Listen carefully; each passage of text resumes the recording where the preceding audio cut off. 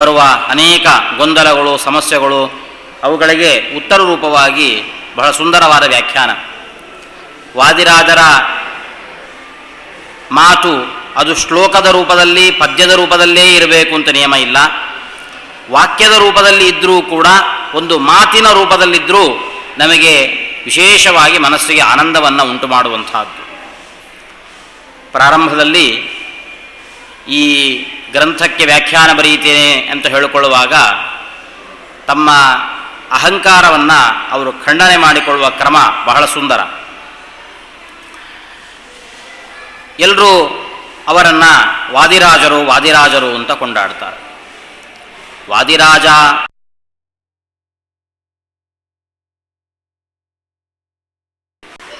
ಗೆದ್ದವರು ಅಂತ ಅರ್ಥ. ವಾದಿರಾಜ ಅಂದರೆ ವಾದಿಗಳನ್ನು ಗೆದ್ದವರು. ಯಾರಾದರೂ ತಮ್ಮ ಜೊತೆಗೆ ವಾದ ಮಾಡಲಿಕ್ಕೆ ಬಂದರೆ ವಾದ ಮಾಡಲಿಕ್ಕೆ ಬಂದವರನ್ನು ಗೆದ್ದವರು ಅಂತ ಅರ್ಥ. ಆದರೆ ವಾದಿರಾಜರು ಅಂತಾರೆ, ನಾನು ವಾದಿಗಳನ್ನು ಗೆದ್ದ ರಾಜ ಅಲ್ಲ ನಾನು. ಮತ್ತೆ ವಾದಿರಾಜ ಅಂದರೆ ಏನರ್ಥ?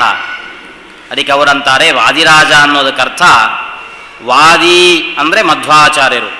ಏಕೆಂದರೆ ಲೋಕದಲ್ಲಿ ಯಾರಾದರೂ ಚೆನ್ನಾಗಿ ಒಂದು ತತ್ವವನ್ನು ಮಂಡನೆ ಮಾಡೋರಿದ್ದಾರೆ, ವಾದಿಸುವವರಿದ್ದಾರೆ ಅಂದರೆ ಅದು ಮಧ್ವಾಚಾರ್ಯರು ಒಬ್ಬರೇ ಅಂತ. ವಾದಿ ಮಧ್ವ, ವಾದಿಗಳು ಅಂದರೆ ಮಧ್ವಾಚಾರ್ಯರು. ಆ ಮಧ್ವಾಚಾರ್ಯರು ನನಗೆ ರಾಜರಾದ್ದರಿಂದಾಗಿ, ಮಧ್ವಾಚಾರ್ಯರು ಒಳಗೆ ನಿಂತು ನಾನು ನುಡಿಸ್ತಾ ಇದ್ದಾರಾದ್ದರಿಂದಾಗಿ ನಾನು ಈ ಗ್ರಂಥಕ್ಕೆ ವ್ಯಾಖ್ಯಾನವನ್ನು ಬರೀತಾ ಇದ್ದೇನೆ ಅಂತ ಹೇಳ್ತಾ ತಮ್ಮ ಅಹಂಕಾರ ಖಂಡನೆಯನ್ನು ಮಾಡಿಕೊಳ್ತಾ ತಮಗೆ ಆಚಾರ್ಯ ಮಧ್ವರಲ್ಲಿ ಎಷ್ಟು ಭಕ್ತಿ ಇದೆ ಅನ್ನೋದನ್ನು ಕೂಡ ತೋರಿಸ್ತಾ ಇದ್ದಾರೆ. ವೀಣೇವ ರಣಯಾಮ್ಯಹಂ ಅಂತಾರೆ. ವೀಣೆ ನುಡಿಯುತ್ತೆ, ಆದರೆ ವೀಣೆ ಸ್ವತಂತ್ರವಾಗಿ ನುಡಿಯುವುದಲ್ಲ. ಯಾರಾದರೂ ವೀಣೆಯನ್ನು ಎತ್ತಿ ಹಿಡಿದು ಅದನ್ನು ತಂತಿಗಳಲ್ಲಿ ಕೈಯನ್ನು ಆಡಿಸಿ ನುಡಿಸ್ಲಿಕ್ಕೆ ಶುರು ಮಾಡಿದರೆ ವೀಣೆಯಿಂದ ಶಬ್ದ ಬರುತ್ತೆ. ಹಾಗೆ ಶ್ರೀಮದಾಚಾರ್ಯರು ನುಡಿಸುವ ವೈಣಿಕ, ನಾನು ನುಡಿಯುವ ವೀಣೆ ಅಷ್ಟೇ. ಹಾಗಾಗಿ ಆ ವೈಣಿಕ ಹೇಗೆ ನುಡಿಸ್ತಾನೆ ಹಾಗೆ ಈ ವೀಣೆಯಿಂದ ಶಬ್ದ ಬರುತ್ತೆ. ಹಾಗೆ ಈ ವಾದಿರಾಜರಿಂದ ಅನೇಕ ಶಬ್ದಗಳು ಹೊರಗೆ ಬಂದಿದ್ದಾವೆ ಅಂತ ಹೇಳ್ತಾರೆ. ವಾದಿರಾಜರ ಈ ವ್ಯಾಖ್ಯಾನದ ಬಗ್ಗೆ ಹೇಳೋದು ಅಂತಾದರೆ, ಮಹಾಭಾರತ ತಾತ್ಪರ್ಯನಿರ್ಣಯ ಭಾವಪ್ರಕಾಶಿಕ. ಮಧ್ವಾಚಾರ್ಯರು ಹೇಳ್ತಾ ಮಹಾಭಾರತದ ಮಂಗಳ ಪದ್ಯ ಯಾವುದು ಅಂತ. ಮಹಾಭಾರತಕ್ಕೆ ಮಂಗಳ ಪದ್ಯ ಯಾವುದು ಅಂತ ಹೇಳುವಾಗ ಮಧ್ವಾಚಾರ್ಯರಂತಾರೆ, ನಾರಾಯಣಂ ಸುರಗುರುಂ ಜಗದೇಕನಾಥಂ ಭಕ್ತ ಪ್ರಿಯಂ ಸಕಲ ಲೋಕ ನಮಸ್ಕೃತಂಚ ತ್ರೈಗುಣ್ಯವರ್ಜಿತಮಜಂ ವಿಭುಮಾದ್ಯಮೀಶಂ ವಂದೇ ಭವಘ್ನಮರಾಸುರ ಸಿದ್ಧ ವಂದ್ಯಂ. ಇದು ಮಹಾಭಾರತದ ಮಂಗಳ ಪದ್ಯ. ಆದರೆ ನಾವು ಯಾವ ಪುಸ್ತಕಗಳನ್ನು ತೆಗೆದು ನೋಡಿದರೂ ನಾರಾಯಣಂ ಸುರಗುರುಂ ಅನ್ನೋ ಪದ್ಯ ಕಾಣಿಸೋದಿಲ್ಲ.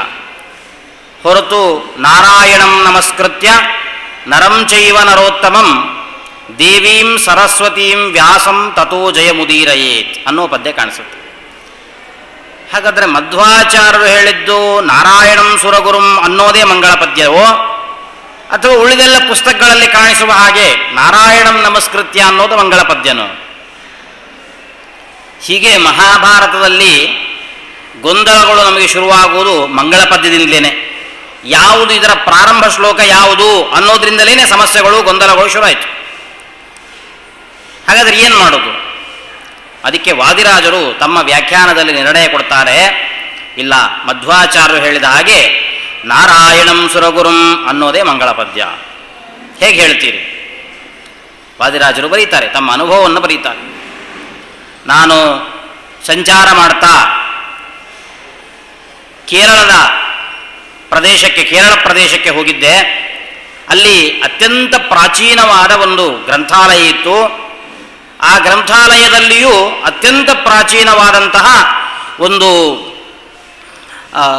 ಅದರಲ್ಲಿ ಮ್ಯಾನುಸ್ಕ್ರಿಪ್ಟ್ ಹೇಳ್ತೀವಲ್ಲ, ಅದು ಅತ್ಯಂತ ಪ್ರಾಚೀನವಾಗಿರತಕ್ಕಂಥ ಒಂದು ಹಸ್ತಪ್ರತಿ ನನಗೆ ಸಿಕ್ಕಿತು. ಆ ಪುಸ್ತಕ, ಅದು ಮಹಾಭಾರತದ ಪುಸ್ತಕ, ಅತ್ಯಂತ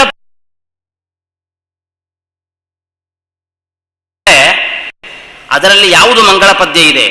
ಯಾವುದು ಮಂಗಳ ಪದ್ಯ ಇದೆ? ನಾರಾಯಣಂ ಸುರಗುರುಂ ಅನ್ನೋದೇ ಮಂಗಳ ಪದ್ಯ. ಹಾಗಾಗಿ ಅತ್ಯಂತ ಶ್ರೀಮದಾಚಾರ್ಯರು ಹೇಳುವ ಪಾಠ ಅದು ಅತ್ಯಂತ ಪ್ರಾಚೀನವಾಗಿರುವಂತಹ ಪಾಠ.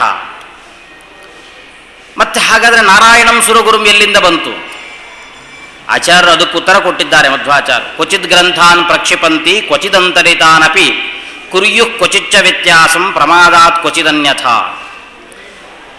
ತಮಗೆ ಆಗದ ಶ್ಲೋಕಗಳನ್ನು ತೆಗೆಯೋದು, ತಮಗೆ ಹಿಡಿಸಿದ ಶ್ಲೋಕಗಳನ್ನು ಸೇರಿಸೋದು, ಇದೆಲ್ಲ ಮಹಾಭಾರತಕ್ಕೆ ಬೇಕಾದಷ್ಟು ನಡೆದು ಬಿಟ್ಟಿದೆ ಅಂತ. ಹಾಗಾಗಿ ನಮಗೆ ಮಹಾಭಾರತದ ಮೂಲ ಮಂಗಳ ಪದ್ಯ ಯಾವುದು ಅನ್ನೋದೇ ಗೊತ್ತಾಗ್ತಾ ಇಲ್ಲ, ಗೊಂದಲದಲ್ಲಿ ಬಿದ್ದಿದ್ದೇವೆ.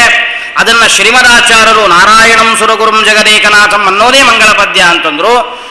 ಅದಕ್ಕೆ ವಾದಿರಾಜರು ಕೂಡ ತಮ್ಮ ಅನುಭವವನ್ನು ಸೇರಿಸಿ ಅದೇ ಮಂಗಳ ಪದ್ಯ ಅಂತ ದೃಢವಾಗಿ ತೋರಿಸಿಕೊಟ್ಟಿದ್ದಾರೆ. ಹೀಗಾಗಿ ಶುದ್ಧ ಪಾಠವನ್ನು ಮಧ್ವಾಚಾರ್ಯರು ಎಷ್ಟು ನಮಗೆ ಕೊಟ್ಟಿದ್ದಾರೋ ಹಾಗೆ ತಮ್ಮ ಅನುಭವದಿಂದ ಎಲ್ಲ ಕಡೆಯಲ್ಲಿಯೂ ಕೂಡ ಪರಿಶೀಲನೆ ಮಾಡಿ ಮತ್ತೆ ಶುದ್ಧ ಪಾಠವನ್ನು ಮಾಡುವ ಕೆಲಸವನ್ನು ವಾದಿರಾಜರು ಮಾಡಿ ತೋರಿಸಿದ್ದಾರೆ.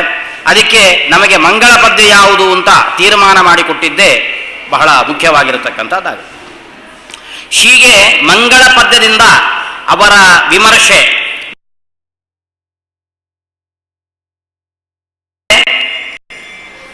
ಮಹಾಭಾರತಕ್ಕೆ 3 ಹೆಸರಿದೆ ಅಂತಾರೆ. ಮಹಾಭಾರತ ಗ್ರಂಥಕ್ಕೆ ಬರೀ ಮಹಾಭಾರತ ಅಂತಿಷ್ಟೇ ಹೆಸರಲ್ಲ, ಅದಕ್ಕೆ 3 ಹೆಸರುಗಳಿದ್ದಾವೆ. ಅನೇಕ ಜನ ಅನೇಕ ಹೆಸರುಗಳನ್ನು ಇಟ್ಟು ಕರೀತಾರಂತೆ ಮಹಾಭಾರತ. ಏನು? ಮನ್ವಾದಿ ಕೇಚಿದ್ ಬ್ರುವತೆ ಹ್ಯಾಸ್ತೀಕಾದಿ ತಥಾ ಪರೇ ತಥೋಪರಿ ಚರಾಜ್ಯನ್ಯೇ ಭಾರತಂ ಪರಿಚಕ್ಷತೆ. ಮಹಾಭಾರತಕ್ಕೆ 3 ಹೆಸರು. ಕೆಲವರು ಇದನ್ನ ಮನ್ವಾದಿ ಅಂತ ಕರೀತಾರೆ, ಕೆಲವರು ಮಹಾಭಾರತವನ್ನು ಆಸ್ತಿಕಾದಿ ಅಂತ ಕರೀತಾರೆ, ಇನ್ನು ಕೆಲವರು ಉಪರಿಚರಾದಿ ಅಂತ ಕರೀತಾರೆ. ಮನ್ವಾದಿ ಅಂತ ಕರೀತಾರೆ. ಯಾಕೆಂದರೆ ಇಲ್ಲಿ ಮನುಗಳ ಕಥೆ ಬರುತ್ತಂತೆ.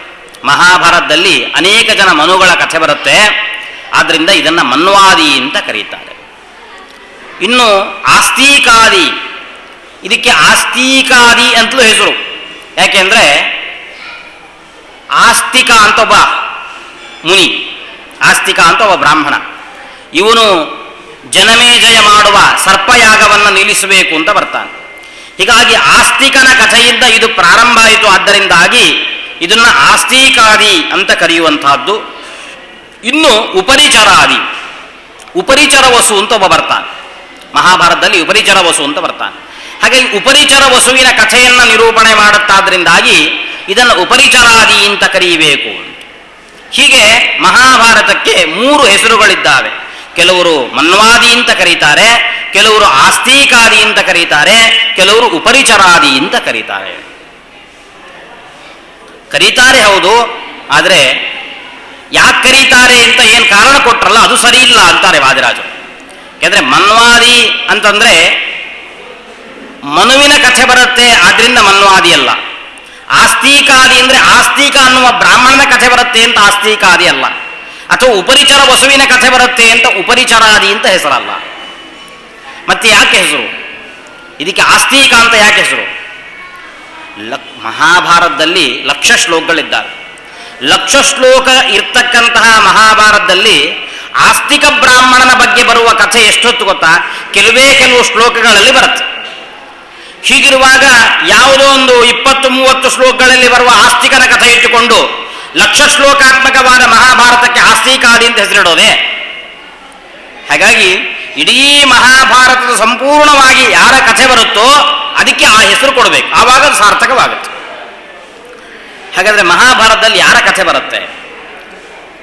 ಆಸ್ತಿಕ ಮುನಿಯ ಕಥೆಯೂ ಬರುತ್ತೆ. ಅದಕ್ಕಿಂತಲೂ ಹೆಚ್ಚಾಗಿ ಮೊದಲಿಂದಲೂ ಕೂಡ ಕೊನೆಯ ತನಕವೂ ಮಹಾಭಾರತದಲ್ಲಿ ಯಾರ ಕಥೆ ಬರುತ್ತೆ ಅಂದರೆ ಪಾಂಡವರ ಕಥೆ ಬರುತ್ತೆ. ಪಾಂಡವರ ಕಥೆ ಬರುತ್ತೆ. ಯಾಕೆ? ನಿಜವಾಗ್ಲೂ ಆಸ್ತಿಕರು ಅಂದ್ರೆ ಅವರೇ, ಪಾಂಡವರೇ ಆಸ್ತಿಕರು. ಆಸ್ತಿಕರು ಅಂದ್ರೆ ಯಾರು? ಮಾತಾಡ್ತಿರ್ತೇವೆ ನಾವು, ಆಸ್ತಿಕರು ನಾಸ್ತಿಕರು ಅಂತೆಲ್ಲ ಮಾತಾಡ್ತಾ ಇರ್ತೇವೆ. ಆಸ್ತಿಕರು ಅಂದ್ರೆ ಯಾರು?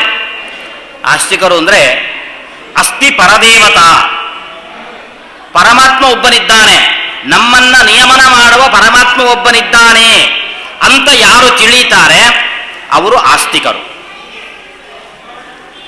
ಯಾರು ದೇವರೇ ಇಲ್ಲ, ಪುಣ್ಯ ಪಾಪಗಳಿಲ್ಲ ಅಂತ ಯಾರು ವಾದ ಮಾಡ್ತಾರೆ ಅವರು ನಾಸ್ತಿಕರು. ಆದರೆ ದೇವರಿದ್ದಾನೆ ಅಂತ ಆದ್ಯಂತವಾಗಿ ನಂಬಿಕೊಂಡು ಬಂದವರು ಯಾರು ಅಂದರೆ ಪಾಂಡವರು ಮಾತ್ರ. ಯಾವ ಕಾರಣಕ್ಕೂ ದೇವರನ್ನ ಮರೆಯಲಿಲ್ಲ. ಕಷ್ಟದಲ್ಲಿಯೂ ದೇವರನ್ನ ನೆನೆಸ್ತಾ ಇದ್ದಾರೆ, ಸುಖ ಬಂದಾಗಲೂ ಪರಮಾತ್ಮನನ್ನ ನೆನೆಸ್ತಾ ಇದ್ದಾರೆ. ನಮಗಳ ಸ್ವಭಾವ ಹಾಗಲ್ಲ. ನಮಗೆ ಕಷ್ಟ ಬಂದಾಗ ಮಾತ್ರ ದೇವರನ್ನ ನೆನೆಯುತ್ತೇವೆ, ಸುಖ ಬಂದಾಗ ನಮ್ಗಿಂತಲೂ ಉತ್ತಮರು ಯಾರೂ ಇಲ್ಲ ನಮ್ಮ ದೃಷ್ಟಿಯಲ್ಲಿ. ನಾವು ಯಾರನ್ನ ನೆನೆಯುವ ಕ್ರಮ ಅಂತಿಲ್ಲ. ಆ ಸಂದರ್ಭದಲ್ಲಿ ನಾವು ನಮ್ಮ ಮಜಾ, ನಾವು ನಮ್ಮ ಸುಖ ಇಷ್ಟೇ. ಆದರೆ ಎಂತಹ ಸುಖದಲ್ಲಿಯೂ ದೇವರನ್ನ ನೆನೆಯುವ ಸ್ವಭಾವ, ಎಂತಹ ಕಷ್ಟದಲ್ಲಿಯೂ ಸದಾಕಾಲ ದೇವರನ್ನ ನೆನೆತು ಆ ಪರಮಾತ್ಮ ನಮಗೆ ರಕ್ಷಕನಾಗಿದ್ದಾನೆ ಅಂತ ನಂಬಿಕೊಂಡು ಬಂದವರು ಪಾಂಡವರು. ಹಾಗಾಗಿ ಆಸ್ತಿಕರು ಅಂದರೆ ಪಾಂಡವರು ಅಂತಲೇ ಅರ್ಥ. ಪಾಂಡವರ ಆಸ್ತಿಕತೆಯ ಬಗ್ಗೆ ಎಷ್ಟರ ಮಟ್ಟಕ್ಕೆ ದೇವರಿದ್ದಾನೆ ಅಂತ ನಂಬಿಕೊಂಡು ಬಂದರು. ದ್ರೌಪದಿಯ ವಸ್ತ್ರಾಪಹರಣ ಆಗ್ತಾ ಇದೆ. ಆ ಸಂದರ್ಭದಲ್ಲಿ ಎಲ್ಲ ಪಾಂಡವರು ಕೂಡ ಸುಮ್ಮನೆ ಕೂತಿದ್ದಾರೆ, ಪರಮಾತ್ಮನಿದ್ದಾನೆ ರಕ್ಷಣೆ ಮಾಡಲಿಕ್ಕೆ. ಕಡೆಗೆ ದ್ರೌಪದಿ ಅವಳು ಏಕವಸ್ತ್ರೆಯಾಗಿದ್ಲು, ಅವಳನ್ನು ದರದರನೆ ಆ ಸಭೆಗೆ ಎಳ್ಕೊಂಡು ಬಂದರು. ದುಶ್ಯಾಸನ ಅವಳ ವಸ್ತ್ರಕ್ಕೆ ಕೈ ಹಾಕಿ ಇನ್ನು ಎಳೀತಾ ಇದ್ದಾನೆ. ಆ ಸಂದರ್ಭದಲ್ಲಿ ದ್ರೌಪದಿ ಪರಮಾತ್ಮನನ್ನು ಪ್ರಾರ್ಥನೆ ಮಾಡ್ತಾಳಂತೆ. ಪ್ರಾರ್ಥನೆ ಮಾಡುವಾಗ ಪ್ರಾರಂಭದಲ್ಲಿ ಅವಳು ಒಂದು ಕೈಯನ್ನು ತನ್ನ ಮಾನ ಮುಚ್ಚಿಕೊಳ್ಳಿಕ್ಕೆ ಅಂತ ಒಂದು ಕೈಯನ್ನು ಉಪಯೋಗಿಸಿ ಮತ್ತೊಂದು ಕೈಯಿಂದ ಪರಮಾತ್ಮನಿಗೆ ನಮಸ್ಕಾರ ಮಾಡಿದ್ಲು.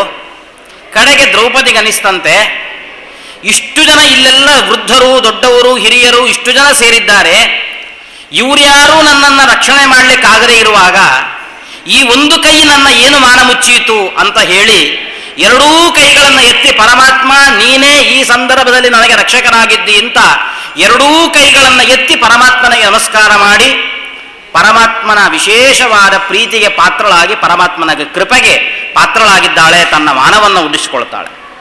ಹಾಗಾಗಿ ಉಳಿದ ಆ ಸಂದರ್ಭದಲ್ಲಿ ಉಳಿದವರೆಲ್ಲ ಯೋಚನೆ ಮಾಡೋದು ಹೇಗೆ, ನನ್ನ ಏನಾದರೂ ಆಗಲಿ ನನ್ನ ಮಾನ ಉಳಿದ್ರೆ ಸಾಕು ಅಂತ. ದ್ರೌಪದಿ ಹಾಗೆ ಯೋಚನೆ ಮಾಡಲಿಲ್ಲ. ನಾನು ಎಷ್ಟು ಪ್ರಯತ್ನ ಪಟ್ಟರು ಏನು ಮಾನ ಉಳಿಸಿಕೊಳ್ತೇನೆ, ಆ ಪರಮಾತ್ಮನ ಸಂಕಲ್ಪ ಇದ್ರೆ, ಅವನ ಅನುಗ್ರಹ ಇದ್ರೆ ಮಾತ್ರ ನನ್ನ ಮಾನ ಉಳಿದೀತೆ, ಬಿಟ್ರೆ ಬೇರೆದ್ರಿಂದ ಸಾಧ್ಯವಾಗುವುದಿಲ್ಲ ಅಂತ ಪರಮಾತ್ಮನ ಮೇಲೆ ಅಷ್ಟು ದೃಢವಾದ ನಂಬಿಕೆಯನ್ನು ಇಟ್ಟು ತಾನು ಸುಮ್ಮನೆ ಕೂತಿದ್ದಾಳೆ. ಭೀಮಸೇನನು ಅಷ್ಟೇ ಅಂತ. ಭೀಮಸೇನನು ಕೂಡ ಪರಮಾತ್ಮನ ಮೇಲೆ ಆ ನಂಬಿಕೆಯನ್ನಿಟ್ಟು ಕೂತಿದ್ದ. ಅದಕ್ಕೆ ಪರಮಾತ್ಮ ದ್ರೌಪದೀಂ ಅಕ್ಷಯಾಂಬರವನ್ನು ಕೊಟ್ಟು ದ್ರೌಪದಿಯನ್ನು ಪರಮಾತ್ಮ ಕಾಪಾಡಿದ್ದಾನೆ.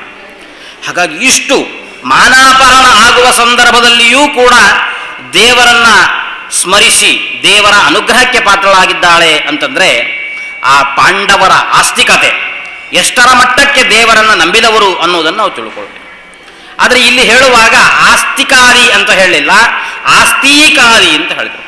ಸ್ವಲ್ಪ ದೀರ್ಘ ಮಾಡಿ ಹೇಳ್ತಾರೆ, ಆಸ್ತೀಕಾರಿ ಅಂತ ಸ್ವಲ್ಪ ಎಳೆದು ಹೇಳ್ತಾರೆ.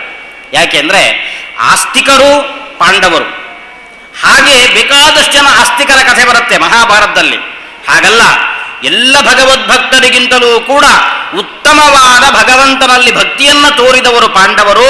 ಆದ್ದರಿಂದಾಗಿ ಅತಿಶಯವಾದ ಭಕ್ತಿ ಇವರಲ್ಲೇ ಇದೆ. ಅದಕ್ಕೋಸ್ಕರವಾಗಿ ಅಲ್ಲಿ ಆಸ್ತೀಕಾದಿ ಎಂಬ ದೀರ್ಘವನ್ನು ಪ್ರಯೋಗ ಮಾಡಿದ್ದಾರೆ. ಆದ್ದರಿಂದ ಮಹಾಭಾರತ ಇದು ಯಾರೋ ಒಬ್ಬ ಆಸ್ತಿಕ ಎಂಬ ಬ್ರಾಹ್ಮಣನ ಕಥೆ ಇರೋದ್ರಿಂದ ಆಸ್ತಿಕಾದಿ ಅಲ್ಲ, ಇದು ಅತ್ಯಂತ ಆಸ್ತಿಕರಾದ ಪಾಂಡವರ ಕಥೆ ಇದರಲ್ಲಿ ಬರ್ತಾ ಇದೆ. ಆದ್ದರಿಂದಾಗಿ ಮಹಾಭಾರತವನ್ನು ಆಸ್ತಿಕಾದಿ ಅಂತ ಕರೀಬೇಕು. ಇನ್ನು ಕೆಲವರು ಹೇಳ್ತಾರೆ ಮನ್ವಾದಿ ಅಂತ ಕರೀತಾರೆ ಮಹಾಭಾರತವನ್ನು. ಮಹಾಭಾರತ ಯಾಕೆ ಮನ್ವಾದಿ ಅಂದರೆ, ಈಗ ಹೇಳಿದೆ ಮನುಗಳ ಕಥೆ ಬರುತ್ತೆ. ಮನುಗಳ ಕಥೆ ಬರೋದು ಎಲ್ಲೋ ಕೆಲವು ಕಡೆ ಮಾತ್ರ. ಹಾಗಿರುವಾಗ ಇಡೀ ಭಾರತವನ್ನು ಮನ್ವಾದಿ ಅಂತ ಕರೆಯೋದು ಹೇಗೆ? ಅದಕ್ಕೆ ವಾದಿರಾಜರಂತಾರೆ ಮನ್ವಾದಿ ಅಂದರೆ ಮನನಕ್ಕೆ ಸಾಧನವಾದವುಗಳು ಅಂತ ಅರ್ಥ. ಯಾವುದು ಮನನಕ್ಕೆ ಸಾಧನವೋ ಅದು ಮನ್ವಾದಿ. ದೇವರ ಮನನ ಮಾಡಲಿಕ್ಕೆ, ದೇವರನ್ನ ನೆನೆಸಿಕೊಳ್ಳಲಿಕ್ಕೆ, ದೇವರ ಸ್ಮರಣೆ ಮಾಡಲಿಕ್ಕೆ ಯಾವುದು ಕಾರಣವೋ ಅವುಗಳನ್ನು ಮನ್ವಾದಿ ಅಂತ ಕರೀತಾರೆ, ಮನುಗಳು ಅಂತ ಕರೀತಾರೆ. ಯಾವುದದು? ಅದಕ್ಕೆ 10 ಗುಣಗಳಿದ್ದಾವಂತೆ. ಭಕ್ತಿ, ಜ್ಞಾನ, ವೈರಾಗ್ಯ, ಪ್ರಜ್ಞಾ, ಮೇಧ, ಧೃತಿ, ಸ್ಥಿತಿ, ಯೋಗ, ಪ್ರಾಣ, ಬಲ. ಈ 10 ಗುಣಗಳನ್ನು ಮನುಗಳು ಮನನ ಮಾಡೋದಕ್ಕೆ ಸಾಧನವಾದವುಗಳು. ಈ 10 ಗುಣಗಳಿಗೆ ಅಭಿಮಾನಿಯಾದವರು ಯಾರು ಅಂದರೆ ಪಾಂಡವರು. ಹಾಗಾಗಿ ಮನ್ವಾದಿಗಳು ಅಂತಂದ್ರೆ ಮನನ ಮಾಡಲಿಕ್ಕೆ ಸಾಧನವಾದ 10 ಗುಣಗಳಿಗೆ ಕಾರಣರಾದವರು, 10 ಗುಣಗಳಿಗೆ ಅಭಿಮಾನಿಗಳು ಅಂತ ಅನಿಸಿಕೊಂಡವರು ಪಾಂಡವರು. ಆದ್ರಿಂದ ಆ ಪಾಂಡವರ ಕಥೆ ಇದರಲ್ಲಿ ಬರುತ್ತಾದ್ರಿಂದಾಗಿ ಇದನ್ನ ಮನ್ವಾದಿ ಅಂತ ಕರೀತಾರೆ. ಇನ್ನು ಉಪರಿಚರಾದಿ. ಉಪರಿಚರ ಅಂದರೆ ಪರಮಾತ್ಮ. ಉಪರಿಚರ ವಸು ಅಂತ ಒಬ್ಬ ಬರ್ತಾನೆ ಮಹಾಭಾರತದಲ್ಲಿ. ಉಪರಿಚರ ವಸು ಅಂತ ಒಬ್ಬ ವಸುವಿನ ಕಥೆ ಬರುತ್ತೆ. ಅದಲ್ಲ, ಉಪರಿಚರ ಅಂದರೆ ಪರಮಾತ್ಮ ಅಂತ ಅರ್ಥ. ಉಪರಿ ಅಂದರೆ ಮೇಲೆ ಅಂತ. ಉಪರಿ ಅಂದರೆ ಮೇಲೆ. ಉಪರಿಚರ ಅಂದರೆ ಮೇಲೆ ನಿಂತವನು. ನಮ್ಮ ಎಲ್ಲರನ್ನೂ ಕೂಡ ನಿಯಮನ ಮಾಡ್ತಾ ಮೇಲೆ ನಿಂತವನು ಪರಮಾತ್ಮ. ನಮ್ಮ ಅನುಭವ ಅದು. ಪರಮಾತ್ಮ ಎಲ್ಲ ಕಡೆಯಲ್ಲೂ ಇದ್ದಾನೆ, ಸರ್ವತ್ರ ವ್ಯಾಪ್ತ ಪರಮಾತ್ಮ ಎಲ್ಲ ಕಡೆಯಲ್ಲೂ ಇದ್ದಾನೆ. ಅವನು ಇಲ್ಲದ ಜಾಗ ಒಂದು ಅಣುವೂ ಇಲ್ಲ ಅಂತ ಪ್ರಹ್ಲಾದ ಹಿರಣ್ಯಕಶಿಪಿನ ಎದುರುಗಡೆ ಸಮರ್ಥನೆ ಮಾಡಿ ತೋರಿಸ್ತಾನೆ. ಪರಮಾತ್ಮ ಇಲ್ಲ, ಪರಮಾತ್ಮನು ಇಲ್ಲದ ಜಾಗ ಒಂದು ಇಂಚೂ ಇಲ್ಲ ಈ ಜಗತ್ತಲ್ಲಿ. ಎಲ್ಲ ಕಡೆಯಲ್ಲಿಯೂ ಕೂಡ ಪರಮಾತ್ಮ ವ್ಯಾಪಿಸಿದ್ದಾನೆ. ಅಣುರೇಣು ತೃಣಕಾಷ್ಟ ಪರಿಪೂರ್ಣ ಪರಮಾತ್ಮ. ಹಾಗಿದ್ರೂ ಕೂಡ ನಮ್ಮ ಅನುಭವ, ನಾವು ದೇವರಿದ್ದಾನೆ ಅಂತ ಹೇಳುವಾಗ ನಮ್ಮ ಕೈ ಹೇಗೆ ತೋರಿಸ್ತೇವೆ ಅಂತ. ದೇವರಿದ್ದಾನೆ ಅಂತ ಮೇಲೆ ಮಾಡಿ ತೋರಿಸ್ತೇವೆ ಬಿಟ್ರೆ, ದೇವರ ಕೆಳಗೂ ಇದ್ದಾನೆ, ಅಕ್ಕಪಕ್ಕದಲ್ಲೂ ಇದ್ದಾನೆ. ಯಾರು ಅಕ್ಕಪಕ್ಕಕ್ಕೆ ತೋರಿಸೋದು ಕ್ರಮ ಇಲ್ಲ. ದೇವರಿದ್ದಾನೆ ಅಂತ ತೋರಿಸುವ, ನಾವು ಮೇಲೇನೆ ತೋರಿಸುವ.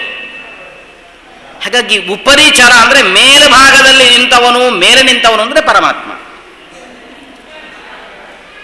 ಉಪರಿ ಅಂದರೆ ತಾರತಮ್ಯ ಕಕ್ಷೆಯನ್ನು ನೋಡ್ತಾ ಹೋಗುವಾಗ ಮೊದಲು ನಿಂತವನು ಪರಮಾತ್ಮ, ಆಮೇಲೆ ಲಕ್ಷ್ಮೀದೇವಿ, ಆಮೇಲೆ ಬ್ರಹ್ಮವಾಯುಗಳು, ಆಮೇಲೆ ಸರಸ್ವತಿ ಭಾರತೀಯರು.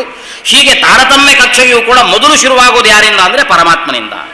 ಹಾಗಾಗಿ ಸರ್ವೋತ್ತಮನಾದ ಪರಮಾತ್ಮ ಅವನು ಉಪರಿಚರ. ಆ ಸರ್ವೋತ್ತಮನಾದ ಪರಮಾತ್ಮನ ಬಗ್ಗೆ, ಶ್ರೀಕೃಷ್ಣ ಪರಮಾತ್ಮನ ಬಗ್ಗೆ ಮಹಾಭಾರತದಲ್ಲಿ ವರ್ಣನೆ ಮಾಡ್ತಿದ್ದಾರಾದ್ರಿಂದಾಗಿ ಇದನ್ನು ಉಪರಿಚರಾದಿ ಅಂತ ಕರೀಬೇಕು. ಹಾಗಾಗಿ ಇಷ್ಟು ದಿವಸ ಜನ ಏನು ತಪ್ಪು ತಿಳ್ಕೊಂಡಿದ್ದಾರೆ, ಮನ್ವಾದಿ ಅಂತ ಕರೀತಾ ಇದ್ರು, ಆಸ್ತಿಕಾದಿ ಅಂತ ಕರೀತಾ ಇದ್ರು, ಉಪರಿಚರಾದಿ ಅಂತ ಕರೀತಾ ಇದ್ರು ಮಹಾಭಾರತ. ಯಾಕೆ ಅಂತ ಕೇಳಿದ್ರೆ ಆಸ್ತಿಕನ ಕಥೆ ಬರುತ್ತೆ, ಮನುಗಳ ಕಥೆ ಬರುತ್ತೆ, ಉಪರಿಚರ ವಸುವಿನ ಕಥೆ ಬರುತ್ತೆ. ಅಲ್ಲ, ಮಹಾಭಾರತದಲ್ಲಿ ಮುಖ್ಯವಾಗಿ ಪ್ರತಿಪಾದಿತರಾಗುವರು ಒಂದು ಪರಮಾತ್ಮ, ಶ್ರೀಕೃಷ್ಣ. ಅನಂತರದಲ್ಲಿ ಪಾಂಡವರ ಕಥೆ ಬರುತ್ತೆ, ಮುಖ್ಯವಾಗಿ ಭೀಮಸೇನನ ಕಥೆ ಬರ್ತಾ ಇದೆ. ಆದ್ದರಿಂದಾಗಿ ಇಡೀ ಮಹಾಭಾರತ ಪೂರ್ತಿ ಸಂಪೂರ್ಣ ಪ್ರತಿಪಾದ್ಯನಾಗಿರತಕ್ಕಂಥವನು ಶ್ರೀಕೃಷ್ಣ ಪರಮಾತ್ಮ. ಆದ್ದರಿಂದಾಗಿ ಅದನ್ನು ಉಪರಿಚರಾದಿ. ಅನಂತರ ಪ್ರತಿಪಾದಿತರಾಗಿರತಕ್ಕಂಥವರು ಪಾಂಡವರು. ಆದ್ದರಿಂದಾಗಿ ಅದನ್ನು ಆಸ್ತಿಕಾದಿ, ಮನ್ವಾದಿ ಎಂಬುದಾಗಿ ಅದನ್ನು ಕರೀಬೇಕು ಎಂಬುದಾಗಿ ಹೇಳುತ್ತಾ, ಆ ಶಬ್ದಗಳಿಗೆ, ಮಹಾಭಾರತದ 3 ಹೆಸರುಗಳಿಗೆ ಒಂದು ವಿಶಿಷ್ಟವಾಗಿರತಕ್ಕಂಥ ಅರ್ಥ ಇದೆ ಅನ್ನುವಂಥದ್ದನ್ನು ನಿರೂಪಣೆ ಮಾಡ್ತಾರೆ. ಮುಂದೆ ಆಚಾರ್ಯರ ಒಂದು ಮಾತು ಬರುತ್ತೆ, ಸಮ್ಯಕ್ ಲಕ್ಷಣ ಸಂಪನ್ನ ಯದ್ದದ್ಯಾ ಸುಪ್ರಸನ್ನಧೀಹಿ ಶಿಷ್ಯಾಯ ಸತ್ಯಂ ಭವತಿ ತತ್ಸರ್ವಂ ನಾತ್ರ ಸಂಶಯ ಅಗಮ್ಯತ್ವಾತ್ ಹರಿಸ್ತಸ್ಮಾತ್ ಆವಿಷ್ಟೋ ಮುಕ್ತಿದೋ ಭವೇತ್. ಒಬ್ಬ ಮನುಷ್ಯನಿಗೆ ಜೀವನದಲ್ಲಿ ಉತ್ತಮ ಸಾಧನೆ ಮಾಡಬೇಕು, ಉತ್ತಮ ಸ್ಥಿತಿಯನ್ನು ತಲುಪಬೇಕು ಅಂದರೆ ಅದಕ್ಕೆ ಮುಖ್ಯವಾಗಿ ಕಾರಣವಾದದ್ದು ಗುರುಗಳ ಅನುಗ್ರಹ. ಗುರುಗಳು ತಮ್ಮ ಶಿಷ್ಯನಿಗೆ ಕೂಡಿಸಿಕೊಂಡು ಪ್ರಸನ್ನವಾದ ಮನಸ್ಸಿನಿಂದ, ಆನಂದ ತುಂಬಿದ ಮನಸ್ಸಿನಿಂದ ಏನು ಒಂದು ಮಂತ್ರವನ್ನು ಉಪದೇಶ ಮಾಡಲಿ, ಒಂದು ಹಿತನುಡಿಯನ್ನು ಹೇಳಲಿ, ಒಂದು ಪಾಠವನ್ನು ಹೇಳಿಕೊಡಲಿ. ಗುರುಗಳು ಪ್ರಸನ್ನವಾದ ಮನಸ್ಸಿನಿಂದ ತಮ್ಮ ಶಿಷ್ಯನಿಗೆ ಏನು ಪಾಠವನ್ನು ಹೇಳಿಕೊಡ್ತಾರೆ ಅದು ಮಾತ್ರ ಶಿಷ್ಯನಿಗೆ ಫಲಿಸುತ್ತೆ ಅಂತ ಆಚಾರ್ಯರು ಮಾತನ್ನು ಹೇಳ್ತಾರೆ. ಇದು ಹೌದಂತ. ಒಬ್ಬ ಮನುಷ್ಯ ತಾನು ಉತ್ತಮ ಸ್ಥಿತಿಗೆ ತಲುಪಬೇಕು ಅಂದರೆ ಗುರುಗಳ ಅನುಗ್ರಹ ಬಹಳ ಮುಖ್ಯ. ಗುರುಗಳ ಅನುಗ್ರಹ ಇಲ್ಲದೇನೆ ನಾವು ಏನು ಮಾಡಿದರೂ ಕೂಡ ಅದು ಪ್ರಯೋಜನಕ್ಕೆ ಬೀಳುವುದಿಲ್ಲ. ಮಹಾಭಾರತದಲ್ಲಿಯೇ ಒಬ್ಬ ಋಷಿಕುಮಾರನ ಕಥೆ ಬರುತ್ತೆ. ಅವನ ಹೆಸರು ಯವಕ್ರೀತ ಅಂತ. ಯವಕ್ರೀತ ಒಬ್ಬ ಋಷಿಕುಮಾರ. ಎಲ್ಲ ಉಪನಯನ ಆದ ಕೂಡಲೇ ಸಾಧಾರಣವಾಗಿ ಮಕ್ಕಳನ್ನು ಇದು ಗುರುಕುಲಕ್ಕೆ ಕಳಿಸ್ಬೇಕು. ಅವರು ಗುರುಕುಲದಲ್ಲಿ ಅಧ್ಯಯನ ಮಾಡಿಕೊಂಡು ಬರಬೇಕು. ಒಂದು 12 ವರ್ಷವಾದರೂ ಅಧ್ಯಯನ ಮಾಡಿ ಬರಬೇಕು ಅಂತ ನಿಯಮ. ಸರಿ, ಅವನನ್ನು ಗುರುಕುಲಕ್ಕೆ ಕಳಿಸೋಣ ಅಂತ ಅಪ್ಪ ಪ್ರಯತ್ನ ಪಟ್ಟರೆ ಅವನು ಗುರುಕುಲಕ್ಕೆ ಹೋಗೋದಿಲ್ಲ ಅಂತ. ಯಾಕೆಂದರೆ ಆವತ್ತಿನ ಕಾಲದಲ್ಲಿ ಗುರುಕುಲ ಸ್ವಲ್ಪ ಕಷ್ಟ ಇತ್ತು. ಇವತ್ತಿನ ನಾವು ಸ್ಕೂಲು ಕಾಲೇಜುಗಳಲ್ಲಿ ಹೋಗ್ತಿದ್ದ ಹಾಗೆ ಪಾಠ ಶುರು ಮಾಡಿಬಿಡ್ತಾರೆ. ಹೋದ ದಿವಸವೇ ಪಾಠ ಪ್ರಾರಂಭ ಆಗಿಬಿಡುತ್ತೆ, ಎಲ್ಲ ಕೆಲಸ ಮುಗಿದೋಗುತ್ತೆ, ಮತ್ತು ವಾಪಸ್ ಸಾಯಂಕಾಲ ಮನೆಗೆ ಬಂದುಬಿಡ್ತಾನೆ. ಆವತ್ತಿನ ಕಾಲದಲ್ಲಿ ಹಾಗಿರಲಿಲ್ವಲ್ಲ. ಗುರುಕುಲಕ್ಕೆ ಹೋಗಿರೋದು ಅಂದರೆ 12 ವರ್ಷ ಅಲ್ಲೇ ಇರೋದು. ಇಲ್ಲಿ ಮನೆಯಲ್ಲಿ ಏನಾದರೂ ಅವನಿಗೆ ತಿಳಿಯೋದಿಲ್ಲ, ಯಾರು ಹೋಗಿದ್ದಾರಾ, ಯಾರು ಹುಟ್ಟಿದ್ದಾರಾ ಏನು ಗೊತ್ತಾಗುವುದಿಲ್ಲ, ಜನನ ಮರಣಗಳ ವಾರ್ತೆಯೇ ಗೊತ್ತಾಗುವುದಿಲ್ಲ ಅವನಿಗೆ. ಆ ರೀತಿಯಲ್ಲಿ ಬಾಳಬೇಕು.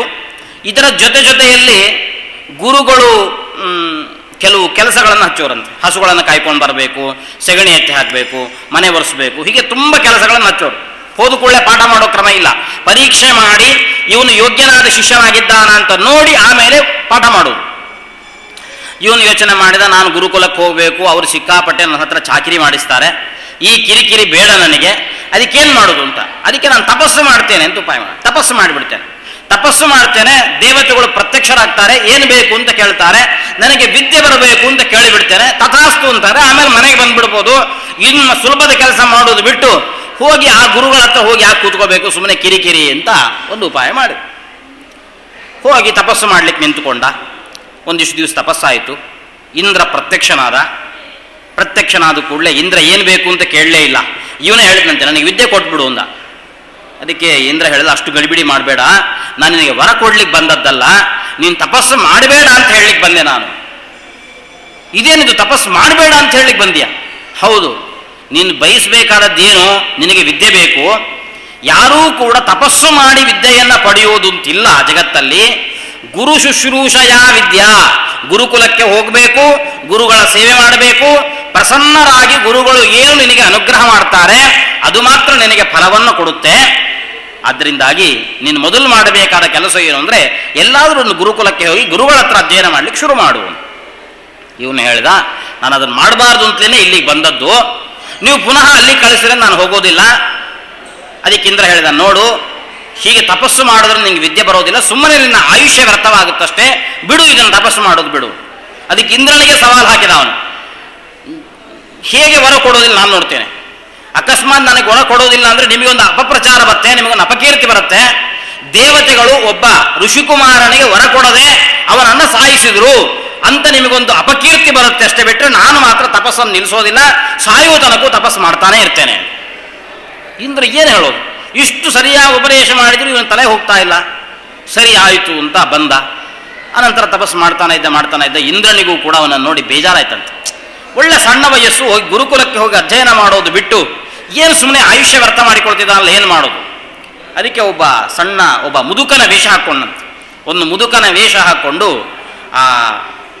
ಈ ಋಷಿಕುಮಾರ ತಪಸ್ಸು ಮಾಡ್ತಾ ಇದ್ನಲ್ಲ, ಒಂದು ನದಿ ತೀರದಲ್ಲಿ ತಪಸ್ಸು ಮಾಡ್ತಾ ಇದ್ದ. ಆ ನದಿ ತೀರಕ್ಕೆ ಬಂದು ಈ ಇಂದ್ರ ಮುದುಕ ಕೂತ್ಕೊಂಡ. ಕೂತೇನು ಮಾಡ್ತಿದ್ದ, ನದಿ ತೀರದಲ್ಲಿರುವ ಮರಳನ್ನು ತೆಗೆಯೋದು, ನದಿಗೆ ಹಾಕೋದು, ಮರಳು ತೆಗೆಯೋದು, ನದಿಗೆ ಹಾಕೋದು, ಮರಳು ತೆಗೆಯೋದು, ನದಿಗೆ ಹಾಕೋದು, ಇದೇ ಕೆಲಸ. ಆಯಿತು, 1 ದಿವಸ ಆಯಿತು, 2 ದಿವಸ ಆಯಿತು, 3 ದಿವಸ ಆಯಿತು. ಅವನು ನೋಡಿದ, ಕುತೂಹಲ ತಟ್ಟುಕೊಳ್ಳಿಕ್ಕಾಗದೆ ಯವಕ್ರೀತ ಬಂದು ಆ ಮುದುಕನ ಹತ್ರ ಕೇಳಿದಂತೆ, ಸ್ವಾಮಿ ಏನು ಮಾಡ್ತಾ ಇದ್ದೀರಿ, 3 ದಿವಸದಿಂದ ನಿಮ್ಮನ್ನು ನೋಡ್ತಾ ಇದ್ದೀನಿ, ಏನೋ ಮರಳು ತೆಗಿತೀರಿ, ಹಾಕ್ತೀರಿ, ಏನು ಮಾಡ್ತಿದ್ದೀರಿ, ಏನು ಮಾಡಬೇಕು ನಿಮ್ಮ ಉದ್ದೇಶ? ಅದಕ್ಕೆ ಇಂದ್ರ ಮುದುಕ ಅಂದ, ಇಲ್ಲಪ್ಪ, ನನಗೆ ಈಜಾಡಿಕೊಂಡು ಈ ನದಿ ದಾಟ್ಲಿಕ್ಕೆ ಆಗೋದಿಲ್ಲ, ಅದಕ್ಕೆ ಹೀಗೆ ಮರಳು ಹಾಕಿ ಒಂದು ದೊಡ್ಡ ಸೇತುವೆ ನಿರ್ಮಾಣ ಮಾಡಿಕೊಂಡು ಆಮೇಲೆ ಆ ಸೇತುವೆ ಮೇಲೆ ನಡ್ಕೊಂಡು ಸುಖವಾಗಿ ಹೋಗ್ಬಿಡ್ತೀನಿ ಆಚೆ. ಇವನು ಯವಕ್ರೀತ ಹೇಳಿದ, ನಿಮ್ಮ ತಲೆ ಸರಿ ಇದೆ ನಿಮಗೆ, ನೀವು ಹಾಕೋ ಮರಳು ಯಾವಾಗ ನೀರಲ್ಲಿ ನಿಂತ್ಕೋಬೇಕು, ಅದು ಯಾವಾಗ ಸೇತುವೆ ಆಗಬೇಕು, ನೀವು ಯಾವಾಗ ನಡ್ಕೊಂಡು ಹೋಗಬೇಕು, ಈ ಕೆಲಸ ಬಿಟ್ಟು ಬೇರೆ ಏನಾದರೂ ಕೆಲಸ ಇದ್ದರೆ ಮಾಡ್ಬೋದಲ್ಲ. ಅದಕ್ಕೆ ಆ ಮುದುಕ ಅಂದ, ನಂದೇನು ತುಂಬ ದೊಡ್ಡ ಕೆಲಸಪ್ಪ, ಯಾರೋ ಒಬ್ಬ ಋಷಿಕುಮಾರ ಇದ್ದಾನಂತೆ, ಅವನು ನಾನು ಗುರುಕುಲಕ್ಕೆ ಹೋಗೋದೇ ಇಲ್ಲ, ಗುರುಗಳ ಹತ್ರ ಹೋಗೋದೇ ಇಲ್ಲ, ನಾನು ಹಾಗೇ ವಿದ್ಯೆ ಪಡಿಬೇಕು ಅಂತ ತಪಸ್ಸು ಮಾಡ್ತಿದ್ದಾನಂತೆ, ಅವನಿಗಿಂತಲೂ ನಂದು ವ್ಯರ್ಥವಾದ ಪ್ರಯತ್ನನ ಹೇಳು ಅಂತ ಕೇಳಿದ.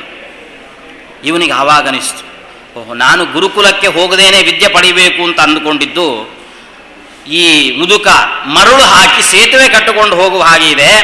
ಆದ್ದರಿಂದ ಅವನು ಮರಳು ಹಾಕಿ ಸೇತುವೆಯನ್ನೂ ಕಟ್ಟಿಕೊಳ್ಳಲಾರ, ನಾನು ತಪಸ್ಸು ಮಾಡಿ ವಿದ್ಯೆಯನ್ನೂ ಪಡ್ಕೊಳ್ಳಲಾರ. ಆದ್ದರಿಂದ ನಾನು ಗುರುಕುಲಕ್ಕೆ ಹೋಗಬೇಕು ಅಂತ ತೀರ್ಮಾನ ಮಾಡಿ ಆಮೇಲೆ ಗುರುಕುಲಕ್ಕೆ ಹೋಗ್ತಾರೆ. ಕೇವಲ ಗುರುಕುಲಕ್ಕೆ ಹೋದರೂ ಪ್ರಯೋಜನವಿಲ್ಲ, ಗುರುಗಳನ್ನು ಕಿರಿಕಿರಿ ಮಾಡಬಾರ್ದು. ಗುರುಗಳಿಗೆ ತೊಂದರೆ ಕೊಡೋದಾಗಲಿ, ಗುರುಗಳಿಗೆ ಅಪಹಾಸ್ಯ ಮಾಡೋದಾಗಲಿ, ಗುರುಗಳಿಗೆ ಕಿರಿಕಿರಿ ಮಾಡೋದಾಗಲಿ ಮಾಡಬಾರ್ದು. ಗುರುಗಳನ್ನು ಆದಷ್ಟು ಒಲಿಸಿಕೊಳ್ಳುವ ಕೆಲಸವನ್ನು ಮಾಡಬೇಕು. ಪ್ರಸನ್ನರಾಗಿ ಗುರುಗಳು ನಿನಗೇನು ಅನುಗ್ರಹ ಮಾಡ್ತಾರೆ ತದೇವ ಸತ್ಯಂ ಭವತಿ, ಅದು ಮಾತ್ರ ನಮ್ಮ ಜೀವನಕ್ಕೆ ಉಪಯೋಗಕ್ಕೆ ಬೀಳುತ್ತೆ. ಇಲ್ಲ ಅಂದರೆ ನಾವು ಓದಿದ್ದೆಲ್ಲ ವ್ಯರ್ಥ ಆಗಿಬಿಡುತ್ತೆ. ಕಾರಣ ಓದಿದ್ದಕ್ಕೆ ಕೊನೆ ಇಲ್ಲ, ಅಭ್ಯಾಸ ಮಾಡಿದ್ದಕ್ಕೂ ಕೊನೆ ಇಲ್ಲ. ಅದೇ ಗುರುಗಳ ಪೂರ್ಣ ಅನುಗ್ರಹಕ್ಕೆ ಪಾತ್ರನಾಗಲಿಲ್ಲ. ಆದ್ದರಿಂದಾಗಿ ಅವನ ಸ್ಥಿತಿ ಏನಾಯಿತು ಅಂತ ನಾವು ಕಂಡಿದ್ದೇವೆ. ವಾದಿರಾಜರು ಮತ್ತೊಂದು ಕಥೆಯನ್ನು ಹೇಳ್ತಾರೆ. ಗುರುಗಳು ಪ್ರಸನ್ನರಾಗಿ ಅನುಗ್ರಹ ಮಾಡಿದರೆ ಮಾತ್ರ ನಮಗೆ ಫಲಿಸುತ್ತೆ, ಇಲ್ಲದೇ ಇದ್ರೆ ಅದೇನೋ ಸ್ವಲ್ಪ ಅರ್ಥ ಆದಂಗಾಗಿರುತ್ತೆ, ಮತ್ತು ಅದು ಉಲ್ಟಾ ಹೊಡೆದ್ಬಿಡುತ್ತೆ. ಗುರುಗಳು ಪ್ರಸನ್ನರಾಗದೇ ಇದ್ರೆ ಈ ಸಮಸ್ಯೆ ಪ್ರಾರಂಭ ಆಗುತ್ತೆ. ಬ್ರಹ್ಮದೇವರ